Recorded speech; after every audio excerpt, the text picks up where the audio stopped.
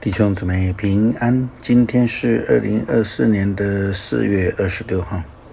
今天的经文是诗篇22篇25节到31节，阿摩司书第8章第11节到13节，使徒行传第8章第9节到25节。今天要跟大家分享的主题是无神。这世界上有不少的无神论者，他们拒绝相信这个世界有上帝，甚至有很多的说法是神呢都是人捏造出来的，是人造神的。的确不可否认，在历史当中有不少的造神运动，特别是那些集权国家以及世代。我们都知道但以理的时期曾遇到需要拜王的金像或是偶像。罗马帝国的帝皇时期呢，皇帝也将自己的升格为神子。这样的位格，他要求人民来尊敬、来拜他。现代呢，有北韩的领袖以及中国的习近平，也都是如此。但是他们跟真实的无神论又不太相同。真正的无神论者相信大自然的力量，他们不愿意接受在大自然的后面有一个上帝在掌管，但是他们不会去创造另外一个生命。不过呢，通常他们都自视为高。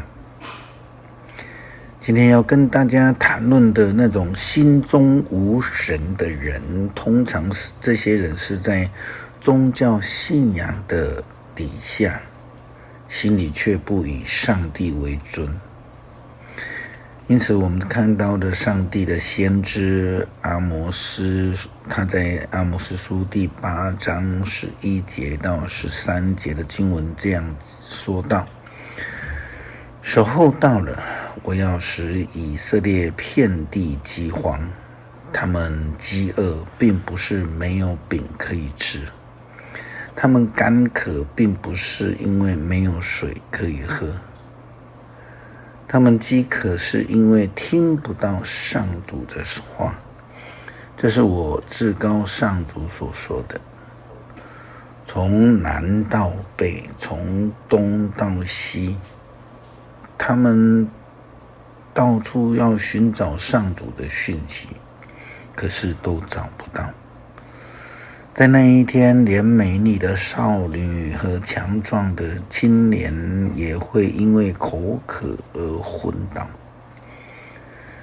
先知说，以色列人饿，并不是因为没有东西可以吃，他们渴，并不是因为没有水可以喝。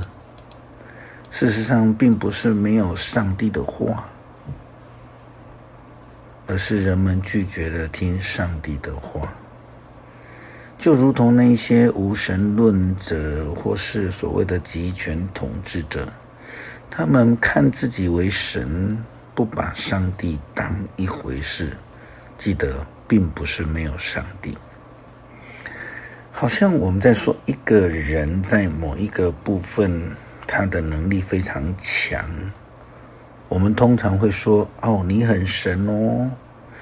但是基督徒千万不要忘记，我们的能力再强，有再高的地位，再大的权柄，我们只不过是人，不是神。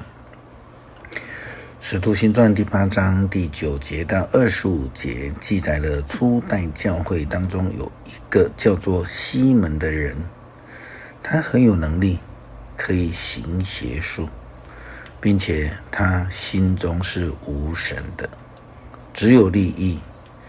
圣经的记载这样，有一个人名叫西门，他的邪术曾经在撒玛利亚居民当中造成轰动，他也自以为了不起，城里各阶层的人都留心听他的话。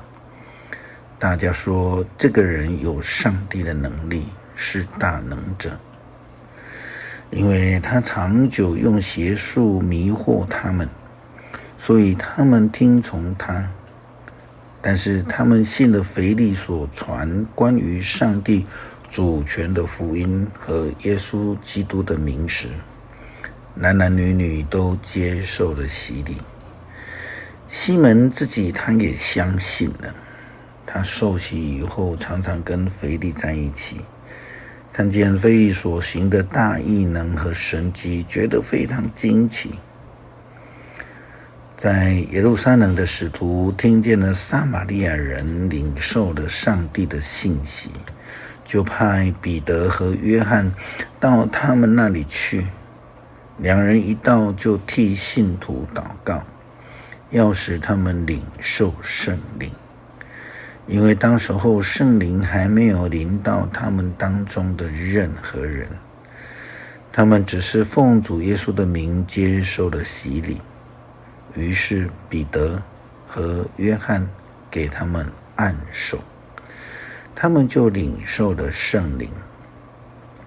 西门看见使徒所按手的人都领受了圣灵，就拿钱给使徒说：“请把这能力也给我，使我替谁按手，谁就领受圣灵。”彼得却对他说：“你跟你的金钱一起灭亡吧！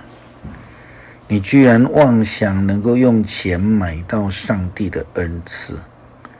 你在我们的工作上没有份，因为在上帝的面前你的心术不正，所以你要悔改，离弃邪恶，祈求主赦免你心中这种意念。我看出你正在啃着极度的苦果，你作罪的囚徒。”西门对彼得和约翰说：“请你们为我祈求祷告，使你们所说的这事不至于发生在我的身上。”彼得和约翰在那里做了见证，宣讲主的信息，然后回到耶路撒冷去。归途中，他们在撒玛利亚的许多村镇传福音。其实在长老教会的历史当中，有许多被戒归免职的牧者或是长老，通常都是因为情色的关系，或是跟金钱有关。基督徒们在教会来是要来服侍上帝，要来荣神益人，不是利用教会来赚取自己的利益。我们的周遭其实有不少这样心中无神，只有考虑自我利益的人。有人参与团体、教会、宗会，其实他的目的只有在享受其中利用关系、职权赚取利益而已，或者是为自己开班赚钱，心中却不将服侍上帝摆在第一位。诗篇22篇25节到31节，我要在全会众面前歌颂你的作为，在敬畏你的人面前献上我许下的愿。贫穷的人都得到饱足，寻求上主的人都要歌颂他。愿他们的心永远愉快，愿地上万国牢牢记住上主，皈依他。愿万族都敬拜他。上主是王，他统治万国。地上高傲的人都要俯伏在他的面前，一切必死的人都要敬拜他。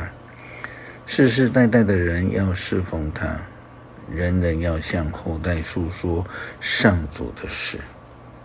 未出生的人将要听人说上主拯救了他的子民。恳求上帝帮助我们明白我们自己的呼召，愿意尊主为大，服事以容神一人为首要目标，每日研读上帝的话语，天天跟随主的带领。感谢祷告，奉主耶稣基督圣名求，阿们。